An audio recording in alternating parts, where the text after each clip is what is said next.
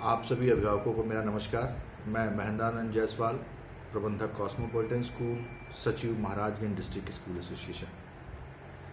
आज मैं आप सभी से बात करना चाहता हूं आपके बीच इस कोरोना महामारी में पिछले 3 महीने से जो हम आप जूझ रहे हैं, अपने आप को सेफ रखने के लिए, सुरक्षित रखने के लिए जो जद्दोजहद हो रही है वो कहीं ना कहीं नाकाफ़ी हो रही है और दिन प्रतिदिन संख्या बढ़ती जा रही है। तो मेरा आप सभी से अनुरोध है कि आप सभी अपने आप को सुरक्षित रखते हुए, सेफ रखते हुए किसी भी कार्य को करें। जीविकोपार्जन करना बहुत ज़रूरी है, आर्थिक पक्ष हमें मजबूत करना पड़ता है, इसलिए ज़रूरी है कि हम और आप अपने आप को सुरक्षित रखते हुए अपने आर्थिक क्रियाकलापों को भी अंजाम दें।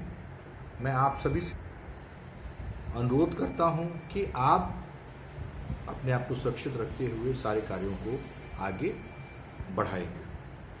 इसी बीच में पिछले कई दिनों से हम देख रहे हैं कि हमारे कुछ अभिभावक, कुछ समाज सेवी, कुछ समाज से जुड़े हुए प्रबुद्ध जन इस बात की भ्रांति फैला रहे हैं कि सरकार ने अप्रैल, मई, जून की फीस माफ़ कर दी है।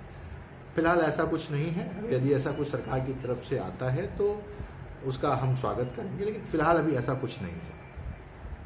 मैं आपसे एक रूबरू होना चाहता था। पिछले कई दिनों से मैं सोच रहा था कि बहुत से विद्यालयों ने अपने विद्यालय की फीस व्यक्तिगत तौर पे माफ़ की है अप्रैल, मई, जून। मैं उसका स्वागत करता हूं, मैं उसके लिए उनको बधाई देता हूं कि उन्होंने ऐसे विषम परिस्थिति में समाज के लिए सोचा। लेकिन कहीं ना कहीं समाज उन विद्यालयों के बारे में नहीं सोच रहा है जो विद्यालय स्वयं से अपने आप को संचालित करते हैं या अभिभावकों के सहयोग से संचालित करते हैं। अभी हमारे पास हमारा जो महाराजगंज डिस्ट्रिक्ट स्कूल एसोसिएशन, जो जिले का एक अग्रणी संगठन है, वो इस पे अपने कई कार्य कर रहा है। अभी हमारा एक संगठन है, उस संगठन का एक ग्रुप है। उस ग्रुप में आए दिन कुछ न कुछ आ रहा है कि हाँ, इस विद्यालय के लोगों ने माफ़ किया। और वो जब अभिभावक के ग्रुप में जाता है तो अभिभावक लोग बहुत अच्छा स्वागत कर रहे हैं और उनकी बात कर रहे हैं। लेकिन एक दिल को चोट देने वाला एक ऐसा चीज़ भी आ रहा है जिस पे कोई संज्ञान नहीं ले रहा है। हमारे पास एक ऐसा ही मैसेज आया है, मैं आपके साथ साझा करना चाहूँगा। राज्य के 10,000 से अधिक स्कूल के बंद होने का खतरा, ये एक मैसेज है। ये है आपके किस अखबार से है? ये लोकमत समाचार है ये, और आशीष दुबे जी लिखते हैं और नागपुर से ये प्रकाशित हुआ है। 10,000 विद्यालयों का अगर संचालन बंद होता है तो आप ये सोचिए, अगर एक विद्यालय में 500 बच्चे भी होते हैं तो एक बहुत बड़ी संख्या बच्चों की शिक्षा से वंचित रह जाएगी। और मुझे नहीं लगता कि सरकारी जो तंत्र है वो बहुत अच्छे तरीके से इसको हैंडल कर सकता है। कर भी सकता है, लेकिन मुझे ऐसा नहीं लगता है। एक ऐसी ही दिल को झंझोरने वाली, दिल को तकलीफ देने वाली एक सूचना हमें प्राप्त हुई है, जिसमें एक साकोली भंडारा के एक प्रबंधक हैं, उनका नाम है महेंद्र मनोहर मेश्राम। 33 वर्ष की आयु थी। शहर में एक अपना स्कूल उन्होंने खोल रखा था। उस न्यूज़ में ये लिखा हुआ है कि बताया जा रहा है कि शहर के एकोडी मार्ग पर स्थित बचपन प्ले स्कूल के संस्थापक महेंद्र मेश्राम उच्च शिक्षित थे। शनिवार दोपहर को महेंद्र ने कॉन्वेंट स्कूल की इमारत में फांसी लगाकर आत्महत्या कर ली। महेंद्र ने सुसाइड नोट लिखा था। इसमें आर्थिक परेशानी की वजह से आत्महत्या करने का उल्लेख किया गया है।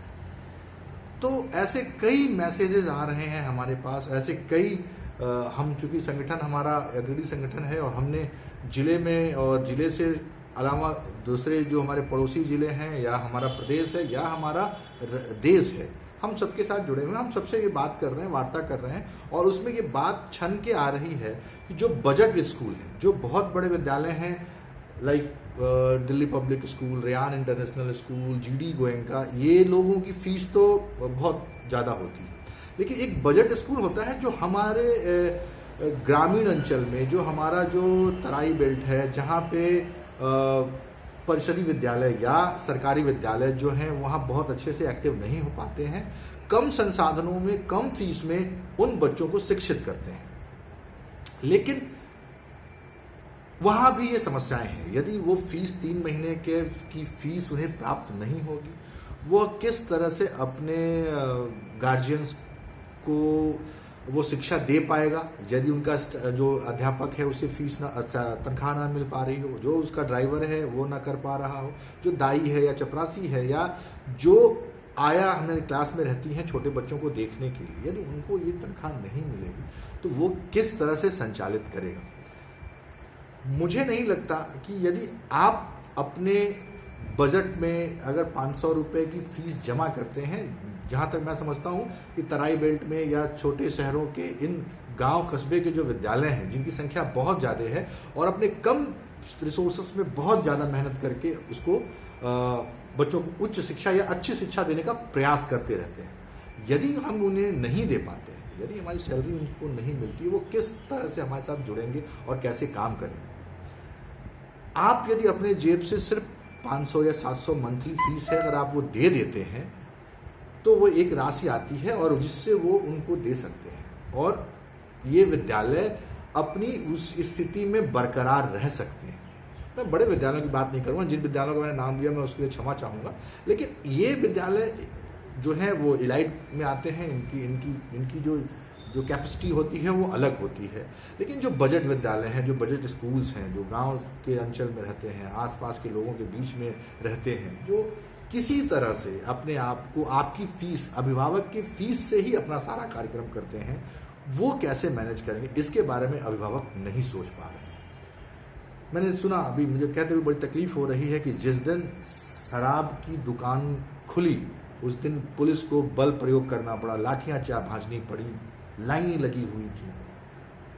आप एक दिन के लिए, कुछ घंटों के लिए उतनी बड़ी राशि आप खर्च कर सकते हो, लेकिन क्या अपने बच्चे के भविष्य के लिए, या आपका विश्वास था तभी आप उस विद्यालय में एज ए गार्जियन गए थे और बच्चों को आपने शिक्षा देने के लिए कहा था।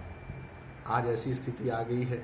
बहुत से ऐसे विद्यालय हैं, मैं चूँकि महाराजगंज डिस्ट्रिक्ट स्कूल एसोसिएशन का सचिव होने के नाते हमारे पास ऐसे बहुत से बजट स्कूल्स के प्रबंधकों का फ़ोन आता है कि सर हमारी स्थिति तो बहुत बुरी है, हम कैसे रहें।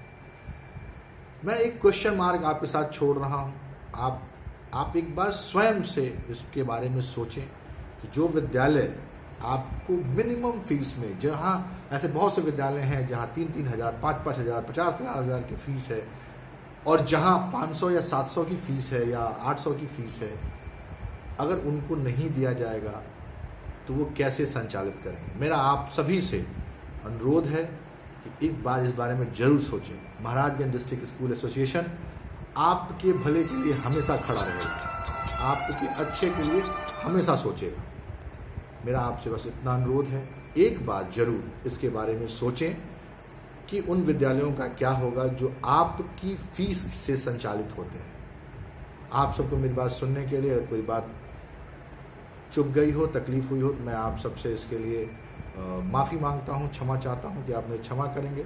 लेकिन सोचेंगे ज़रूर इस कोरोना महामारी में, जहाँ आज मुझे लगता है कि प्रतिदिन लगभग 10,000 की संख्या बढ़ रही है, लगभग 200-250 लोग प्रतिदिन मर रहे हैं। मैं आपसे चाहूँगा, मैं आपसे अनुरोध करता हूँ कि आप सभी, हाथ जोड़ के आप सभी से अनुरोध है कि आप सभी सुरक्षित रहें, बिना वजह शहर में ना घूमें, बिना वजह किसी काम के लिए ना जाएं। जब जाएं तो अपना देसी गमछा या मास्क या सैनिटाइजर के साथ जाएं, हाथ ना मिलाएं, किसी के गले ना लगें और सुरक्षित रहें।